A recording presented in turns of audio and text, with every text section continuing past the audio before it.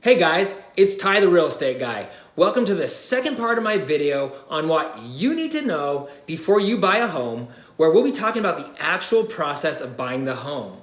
In part one, we ended with you getting the loan approval. That means you're ready to buy a home. But before you head out the door, there are still a few more things you need to do. First, write down the things you need in your new home. These are the things you can't live without. Usually, these are things like the number of bedrooms, bathrooms, 3-car garage, size of the yard, and location. Then write a list of the things you really want, but that you can live without. These might be things like a 3-car garage, swimming pool, a view, waterfront, things of that nature. For a comprehensive list, watch my video 10 things you should ask yourself before you buy a home. I'll post a link to this video below. Now, there are a lot of misconceptions about using a real estate agent to help you find a home, so I'll take a moment to clarify. But before I do, I need to warn you, when looking for a realtor, don't hire a neighbor, friend, or family member to help you find a home just because they have a license. You'd be wise to hire an agent that has a lot of experience. If that happens to be a friend or a family member, that's great. Why?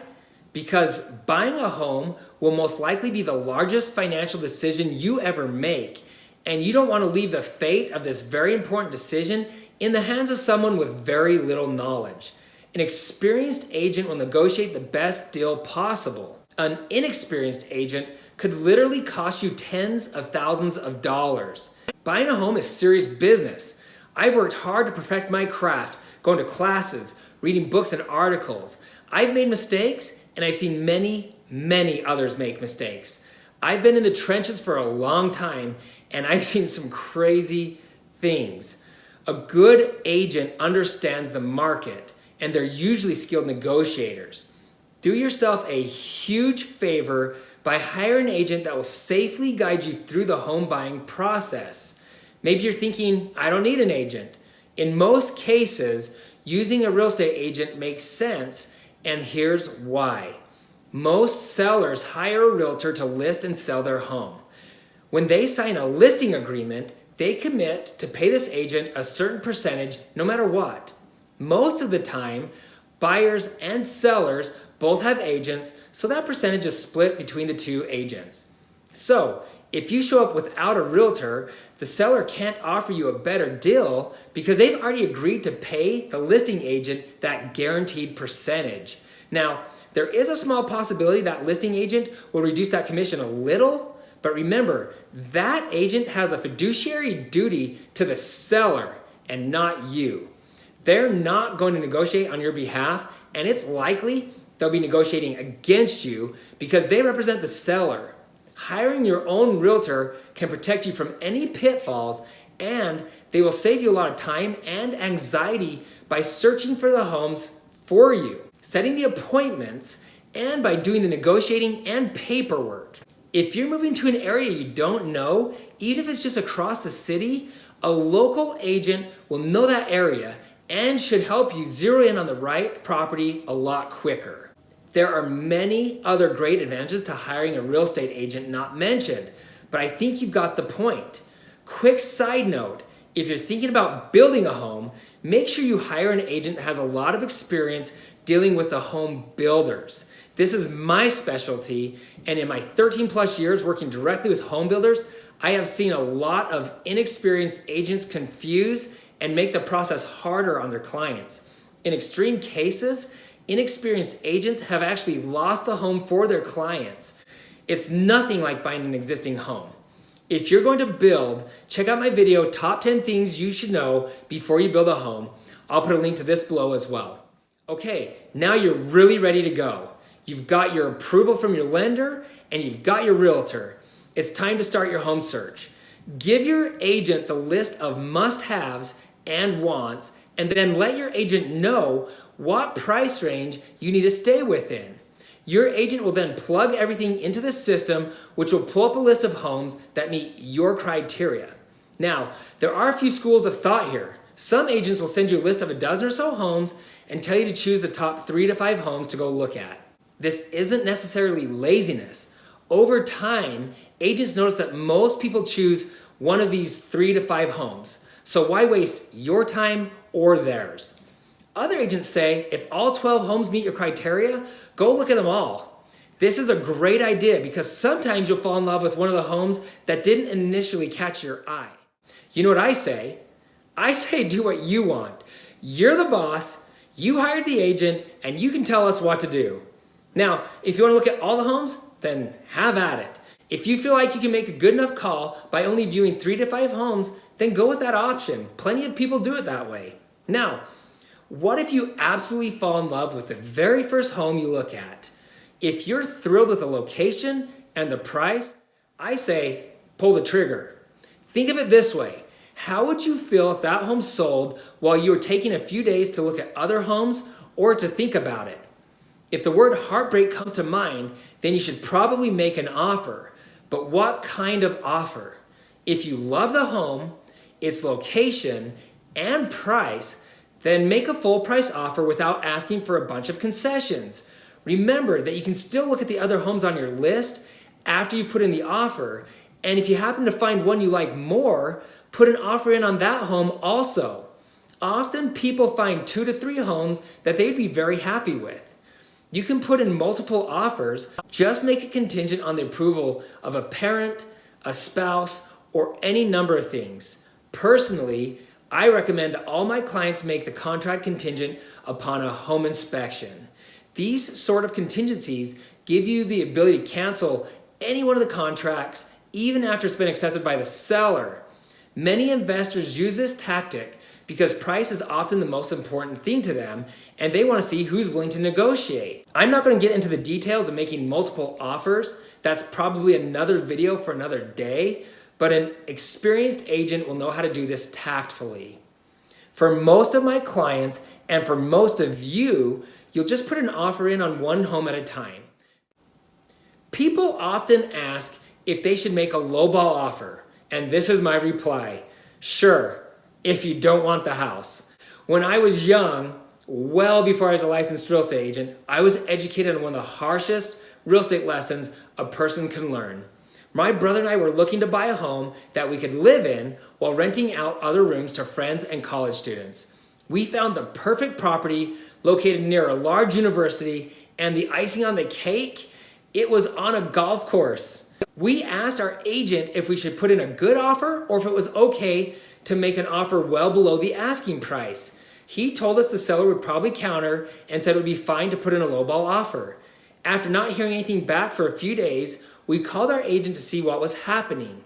He called the listing agent who informed us that the seller was insulted by our offer and he would not sell his home to us. This realtor not only lost the home for us, but also his commission.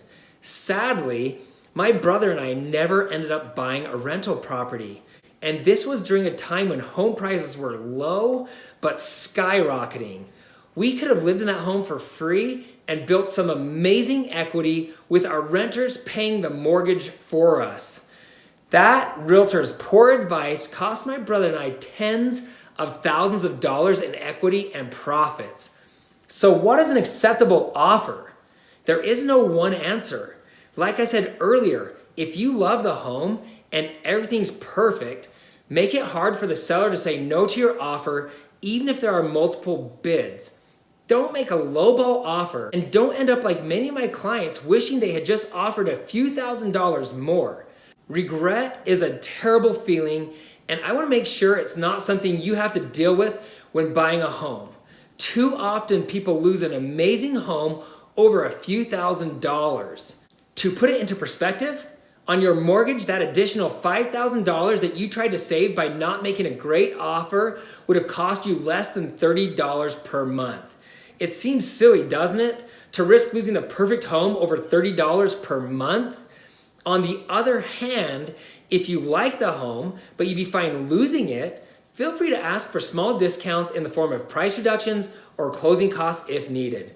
Some people need a price reduction or other concessions just to afford the home, and that's fine. It's often a normal part of the home buying process. To reiterate what I said above, it's silly to try to save a few $1,000s on a home, especially if you love the home and the neighborhood. In almost all cases, that extra few $1,000s you offered to ensure you got the home won't even matter. Obviously, you don't want to overpay, and that's why you have an agent. They can run comps to see what other similar properties have recently sold for in that area. A side note here, if you find a property that really sings to you, do not hesitate to write a letter to the seller explaining why their home would be special for you. This can only help your chances of getting an accepted offer. It's also important to note that you need to be prepared to put down an earnest money check. $1,000 doesn't give the seller confidence that you're serious. Be prepared to leave a deposit of $2,500 more if you're offering on an expensive home. Finally, you have an accepted offer. Don't celebrate yet. I'm serious. Many offers have fallen apart, some just days before closing. Home inspections are often the main culprit, but as a buyer, you want to know everything you can about the home. Do not skip the inspection to save a few $100s. Often, the inspections will save you thousands of dollars. After the inspection, as the buyer, you can ask the seller to repair or replace a few items on the list. Notice, I did not say everything. The home is used. It's going to have some normal, acceptable wear and tear. It's unfair to ask the seller to fix all of these things. And if you do, there's a good chance they will refuse, which could cause you to lose the house. Choose a few of the major items, and in most cases, the sellers will do the repairs and the replacements because most likely the next buyer will ask them to do the same. If something comes up on the inspection that's unacceptable, you can cancel the contract and get your earnest money back. The last step of the process is signing the closing documents. Don't forget, you will have closing costs. Last thing, when it comes to closing a home, it's not official until the transaction funds and records with the city. That means you can't receive keys or move into the home until both of these things happen. Now, before I wrap things up, I'd like to remind you that buying a home will not only be one of the largest financial decisions of your life, but it will also be one of the most important, if not the most important, decision you ever make for yourself and for your loved ones. Do not take the decision of purchasing a home lightly, and don't focus on getting the best deal. Often, you get what you pay for, and buying a home is certainly no exception. Focus more on finding the home you love. Be wise, spend some time talking to neighbors, visiting schools, the churches, and things of that nature. Really, there are so many factors involved with making a good home buying decision, but that isn't the focus of this particular video.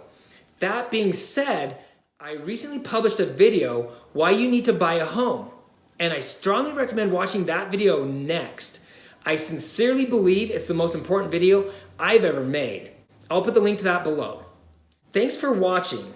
I hope this video helps you navigate the process of buying a home and more importantly encourages you to get out there and make it happen. If you have any questions, please don't hesitate to ask in the comment section below. If you found this information helpful, please give me a thumbs up and subscribe to my channel. By the way, you can also find me on Instagram. I'll put the link to that below as well. Best of luck to you, and once again, thank you for watching.